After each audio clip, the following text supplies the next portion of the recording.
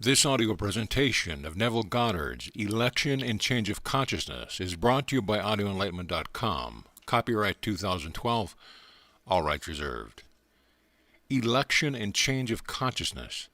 Election is an act of God, not based on any inherent superiority of those elected, but grounded in the love and grace of God and those promises to the Father. Let no one boast who is called.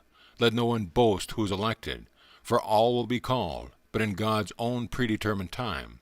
So tonight my subject is election and change of consciousness. God speaks to man through the medium of dream and reveals himself in vision, and we are past masters of misinterpreting his words.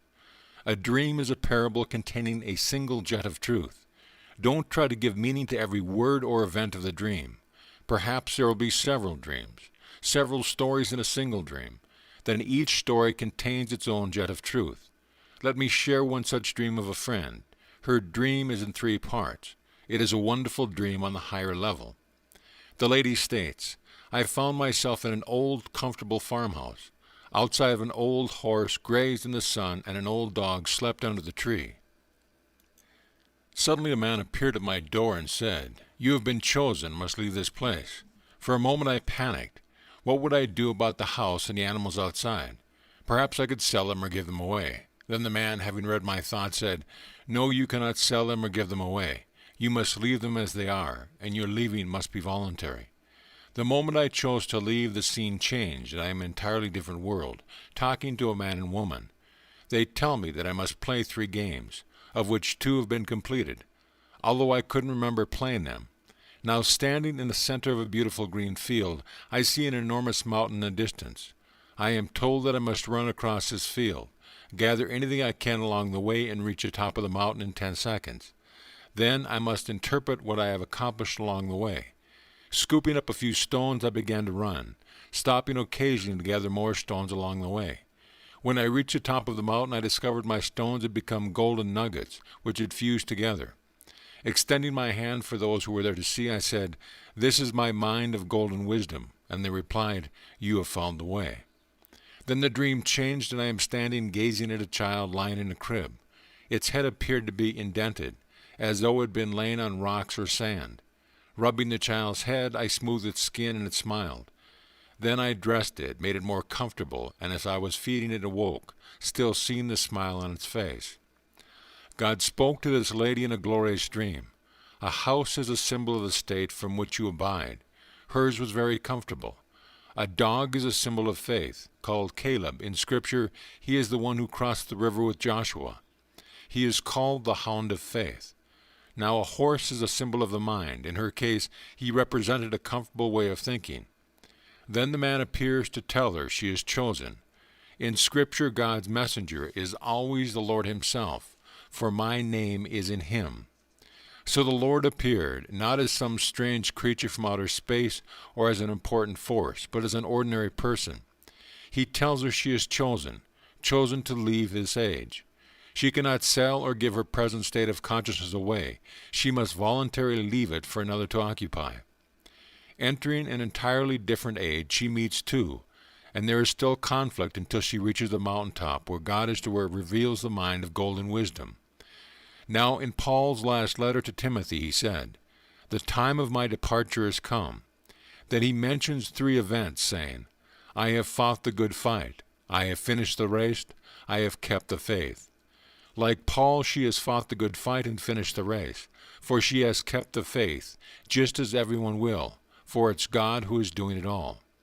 Then she finds wisdom, personified as a little child, he who said, Before he created the heavens, I stood beside him as a little child. I was daily his delight, rejoicing constantly before him and delighting in the affairs of men. Listen to me carefully. He who finds me finds life. He who misses me injures himself. He who hates me loves death. She found the child. She found life. Animating bodies in this world of death, we are destined to become life-giving spirits by finding life.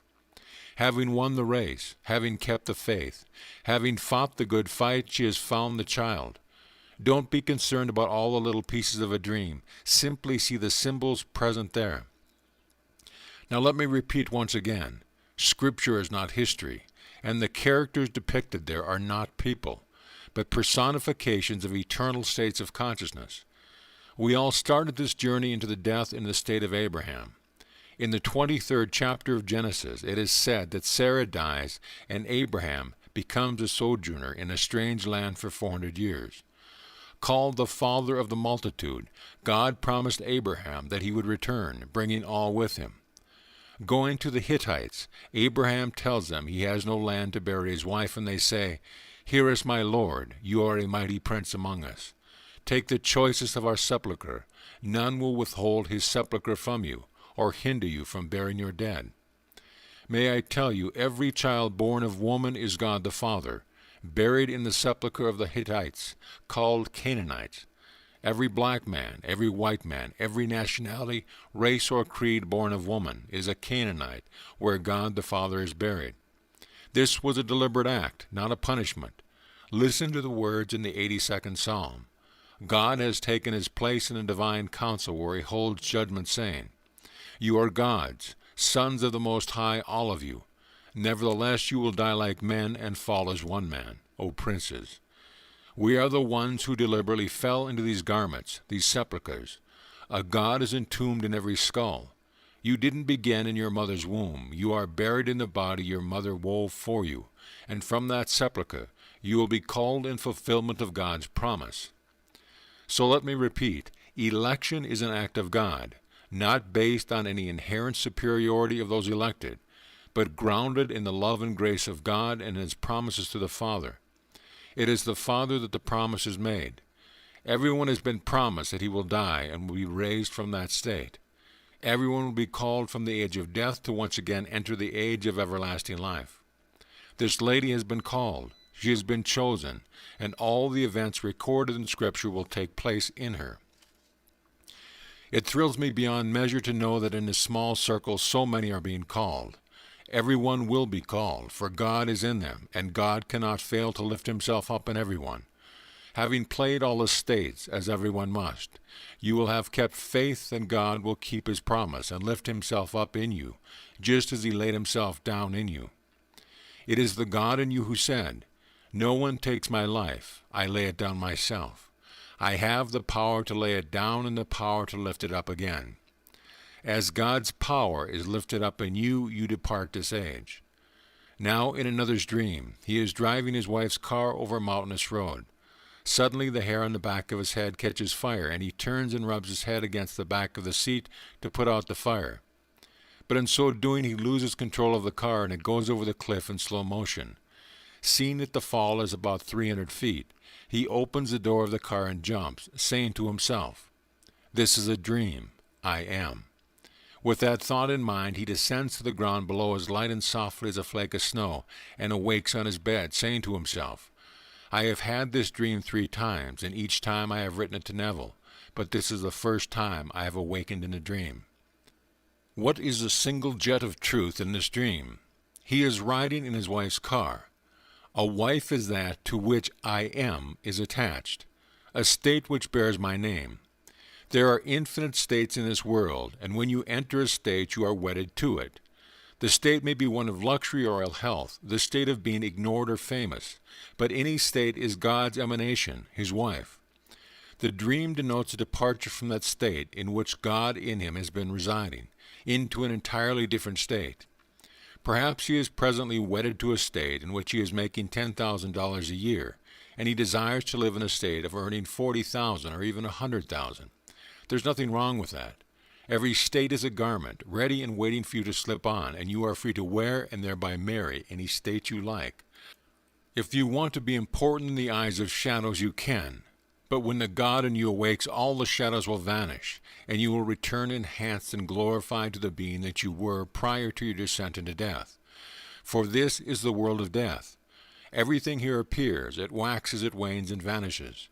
You do not die when men call you dead. You are still clothed in the same garment, but younger than you were when you made your exit, to again wax, wane, and vanish, to repeat the act over and over again. This is what the Bible teaches. Read the 20th chapter of the book of Luke. The sons of this age marry and are given in marriage, But those who are accounted worthy to attain that age neither marry nor are given in marriage, for they cannot die any more. There are two distinct ages. We remain in this age, experiencing states over and over again until we are elected and called to enter the age. And because you are so unique, you are called one by one, for no one can take your place. You are a part of the body of God, the God who deliberately fell, the God who, reaching the limit of contraction, buried himself in his chosen sepulchre, your skull, for which he will rise as promised in the beginning. I say, ye are gods, sons of the Most High, all of you, not just a few, but all of you. Nevertheless you will die like men and fall as one man, O princes. Now I say to you, O mighty prince, the sepulchre you choose was paid for by 400 shekels of silver. 400 in Hebrew carries the sign of the cross, the price God paid to become you. When Abraham entered the sepulchre, became a Hittite, God died by completely forgetting who I am. He didn't pretend, but buried himself in your skull and died, there to remain until I am born from above. Then memory returns, but until that time, no matter what position he plays in the world, he does not know who he is. You can be the wisest of the wise, the strongest of the strong, and still not know who you are until God awakens in you. He has taken the foolish to shame the wise.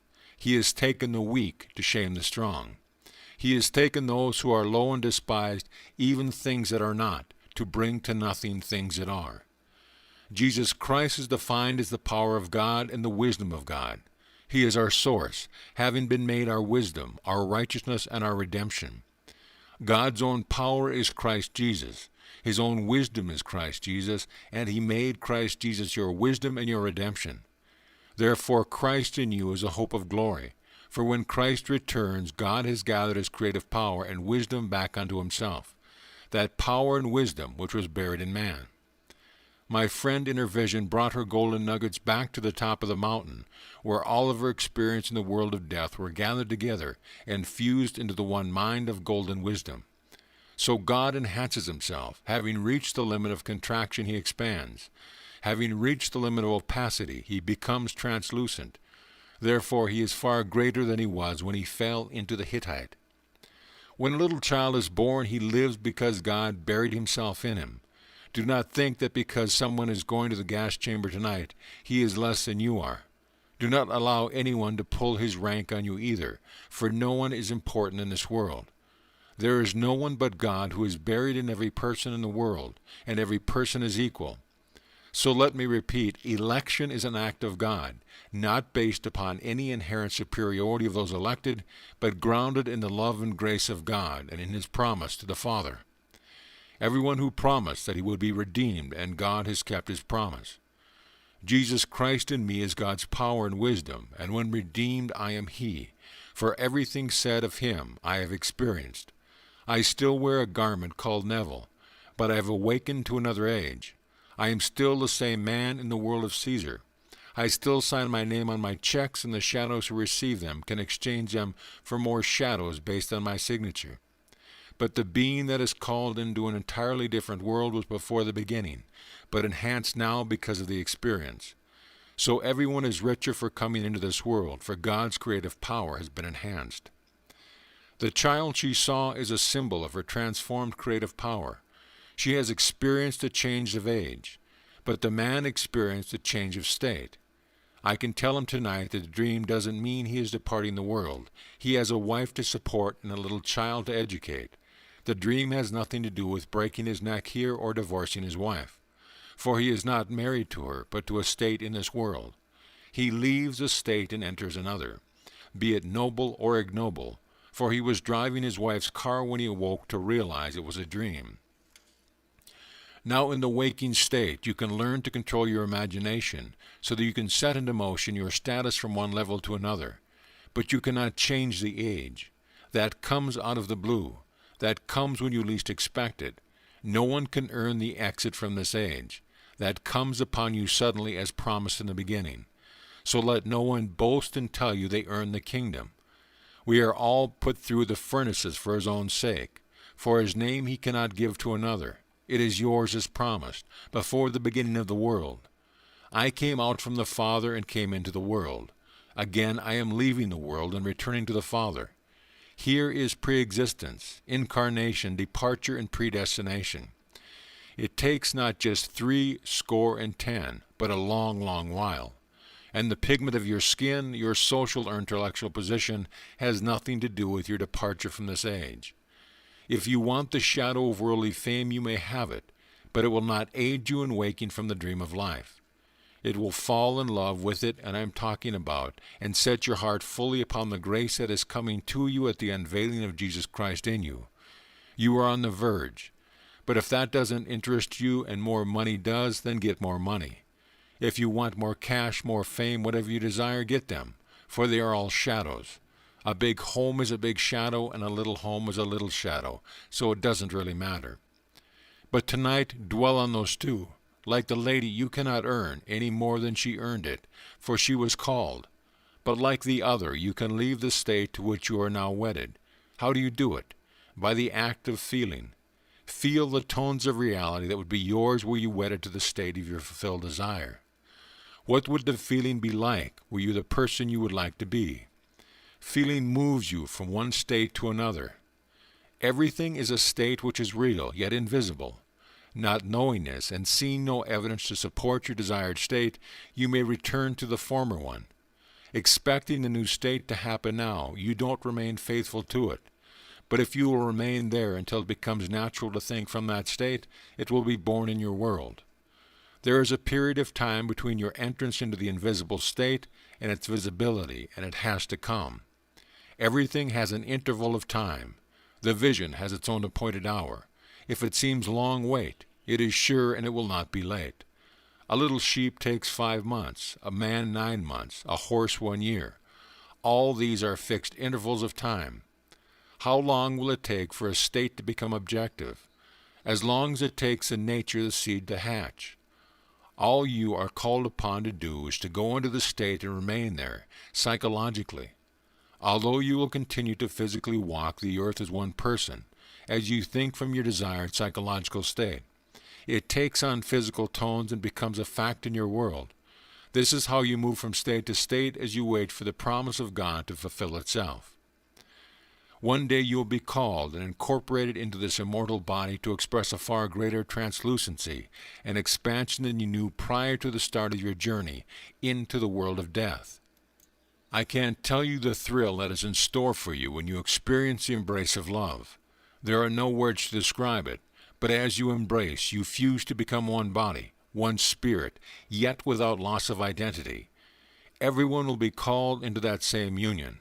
Everyone will experience the end of the journey, for not one will be lost in all my holy mountain. Now let us go into the silence.